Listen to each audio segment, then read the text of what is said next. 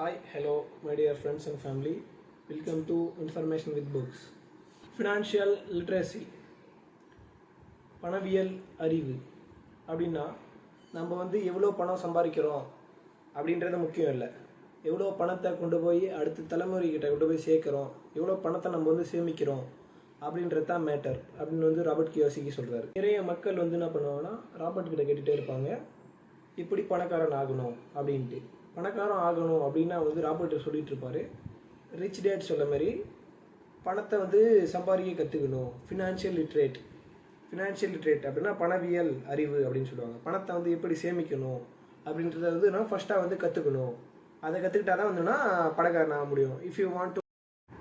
Robert மக்களை சொல்லிட்டு இருப்பார் அடிக்கடி, உங்களுக்கு பணக்காரன் ஆகணும், ஆனால் சடனாக அப்படியே ஒரு பணக்காரன் ஆகணும் அப்படின்ற எண்ணம் இருக்கக்கூடாது அப்படின்னு சொல்லுவார்.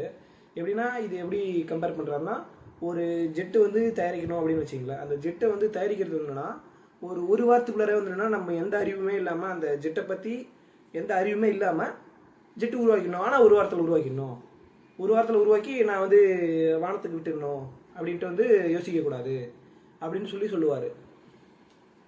நிறைய பேர்கிட்ட ஸ்மால் ஃபினான்ஷியல் எஜுகேஷன் நாலேஜாக இல்லை எஜுகேஷனாக இருக்கும். ஆனால் அவங்களோட ட்ரீம் அதோட அதிகம். அதனால் அவங்க ரொம்ப கடன் வாங்குவாங்க, இல்லை கடன்காரனாக மாறுவாங்க.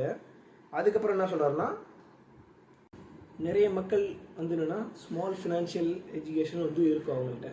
ஒரு சின்னதாக ஒரு பணத்தை எப்படி உருவாக்கணும் அப்படின்றத தெரிஞ்சு வச்சுருப்பாங்க. ஆனால் அவங்களோட ட்ரீம்ன்றது அந்த சின்னதாக தெரிஞ்சு வச்சுக்கிறதோடு அதிகம். அதனால் என்ன பண்ணுவாங்கன்னா அவங்க கடன் வாங்குவாங்க, இல்லைன்னா கடன்காரனாக மாறுவாங்க. அதை வச்சு அவங்களால ஒருபோதும் பணக்காரனாக ஆக முடியாது. ரிச் டேட் என்ன சொல்கிறாருன்னா, அதுக்கு ரிச் ஸ்ட்ராட்டஜி அப்படின்னு ஒன்று இருக்குது. அதை ஃபாலோ பண்ணால் மட்டும்தான் பணக்காரனாக மாற முடியும் அப்படின்னு சொல்கிறாரு.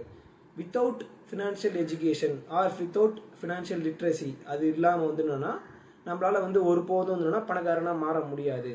இதை எக்ஸாம்பிளாக என்ன சொல்கிறாருன்னா, ஒரு கோட்டை கட்டணும். அந்த கோட்டை கட்டுறதுக்கு அடித்தளமே போடாமல் ஒரு கோட்டை கட்டுறது எப்படின்னு நீங்கள் யோசனை பண்ணிக்கோங்க. அந்த மாதிரி மென்ஷன் பண்ணி சொல்கிறாரு எக்ஸாம்பிளாக. அப்படின்றது ஒரு பாடம். அக்கௌண்டிங் அப்படின்னா அதை பற்றி உங்களுக்கு தெரிஞ்சிருக்கலாம், இல்லை தெரியாமையும் இருந்திருக்கலாம். அக்கௌண்டிங் அப்படின்னு நம்ம சொல்ல வந்தாவே நம்பர்ஸ் லெட்டர்ஸ் இல்லை நம்பர்ஸ்னால் மேக்ஸ் அப்படின்னு சொல்லலாம். நம்ம லெட்டர்ஸ் எப்படி நம்ம புரிஞ்சுக்கிறோமோ அதேமாரி ஃபினான்ஸை பொறுத்த வரைக்கும் நம்ம அந்த நம்பர்ஸை புரிஞ்சுக்கிட்டாவே ஒரு சக்ஸஸ் அப்படின்றத எட்டிடலாம், இல்லை ஆகிடலாம் அப்படின்றது ரிச் டேட் சொல்கிறாரு. எப்போவுமே பணக்காரங்க ஒரு சர்டன் ரூல்ஸ் மெயின்டைன் பண்ணிகிட்டு இருப்பாங்க, இல்லை ஃபாலோ பண்ணுவாங்க அவங்க. அது என்ன ரூல்ஸ் அப்படின்னா, ஃபஸ்ட்டு ரூல் நம்பர் 1, அதை மட்டும் இந்த லெசன் இந்த சாப்டரில் ஃபுல்லாக நான் கவர் பண்ணுறேன். Asset liability. அசெட்னா என்ன, லைபிலிட்டினா என்ன, அதை ஃபஸ்ட்டு தெரிஞ்சுக்கலாம் வாங்க. First of all asset liability. அசெட்னா உங்கள் பாக்கெட்டுக்குள்ளார பணத்தை மணி பணத்தை உள்ளார எப்பயுமே அது ஜென்ரேட் பண்ணி கொடுத்துட்டே இருக்கும். லைபிலிட்டினா take out of the money or money out. பணத்தை உங்கள் பாக்கெட்லேருந்து எப்பயுமே வெளில எடுத்துக்கிட்டே இருக்கும். அது லைபிலிட்டி. இதை ஃபஸ்ட்டு தெரிஞ்சுக்கணும். ஏன்னா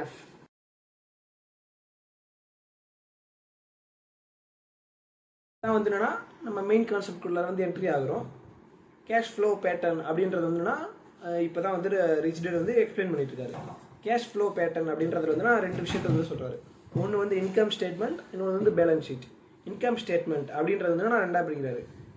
இன்கம் எக்ஸ்பென்ஸ். பேலன்ஸ் ஷீட்டை என்னன்னா 2ஆக பிரிக்கிறாரு. அசெட் லைபிலிட்டி அப்படின்னு பிரிக்கிறாரு.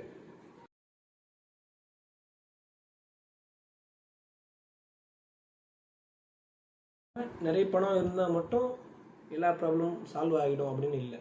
அது மேலும் ப்ராப்ளத்தை கொண்டு தான் வரும். எப்படின்னு பார்த்தீங்கன்னா, இப்போ ஒருத்தவங்களுக்கு லாட்ரி அடிக்குதுன்னு வச்சிங்களேன். லாட்ரி டிக்கெட் வாங்கி லாட்ரி அடிக்குது. இப்போ சடனாக அப்படியே ஒரு அதிக அமௌண்ட் அவங்கள்ட்ட கையில் கிடைக்கும். அவங்க என்ன பண்ணுறது ஏது பண்ணுறது அப்படின்றது அவங்களுக்கு தெரியாது. என்ன பண்ணுவாங்க அப்படின்னு சொல்கிறாருன்னா, அவங்க அப்படியே அதிக பணம் வந்ததுன்னா அதிக ஸ்பெண்டிங்னா அவங்க மேலும் நிறைய அதிகமாக ஸ்பெண்ட் பண்ணுவாங்க. இப்போ அதை வாங்கலாமா இல்லை இதை வாங்கலாமா அப்படின்னு யோசனை பண்ணி அதை ஸ்பெண்ட் தான் பண்ணுவாங்களே வச்சு அதை வச்சு எப்படி பணத்தை உருவாக்கணும் அப்படின்றது வந்து அவங்களுக்கு தெரியாது அப்படின்றது வந்து என்னன்னா சொல்கிறாரு. நிறைய பேர் வந்து என்னன்னா ஃபினான்ஷியல் எஜுகேஷன் அப்படின்றத வந்து கற்றுக்கவே மாட்டாங்க. ஆனால் அவங்க வந்து என்னன்னா அவங்களோட ப்ரொஃபஷன் அதில் வந்து என்னன்னா சக்ஸஸ்ஃபுல்லாக இருப்பாங்க.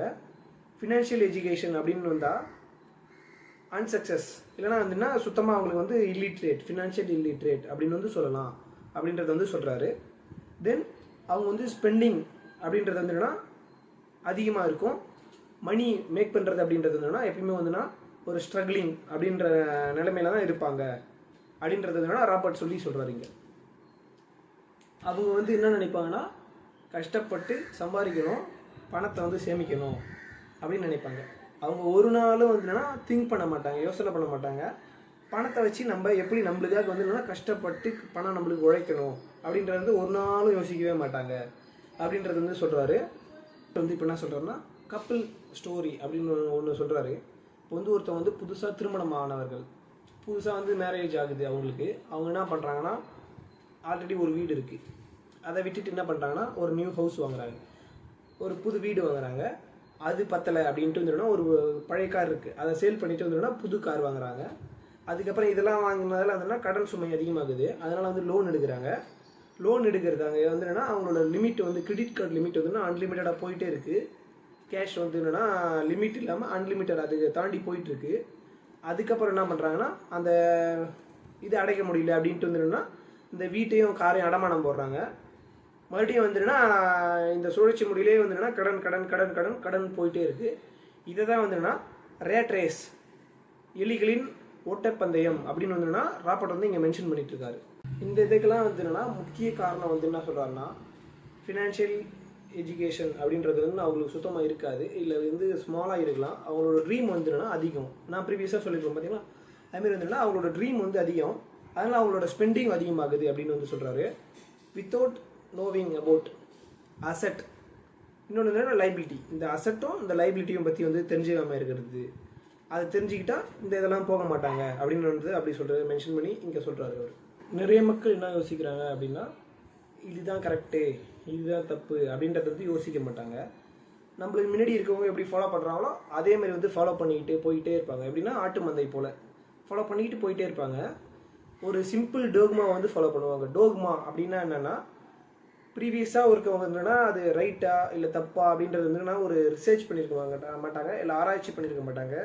சிம்பிளாக அதை வந்து ஃபாலோ பண்ணிகிட்டு இருப்பாங்க. அதே வந்து இவங்களும் ஃபாலோ பண்ணிகிட்டு இருப்பாங்க. எப்படின்னா வந்து ஒரு நல்ல ஜாபுக்கு போகணும், கடினமாக உழைக்கணும், பணம் சம்பாதிக்கணும் அப்படின்றத வந்துன்னா ஒரு சிம்பிள் டோக்மா அப்படின்றது ராபர்ட் இங்கே வந்து மென்ஷன் பண்ணிட்டு இருக்காரு.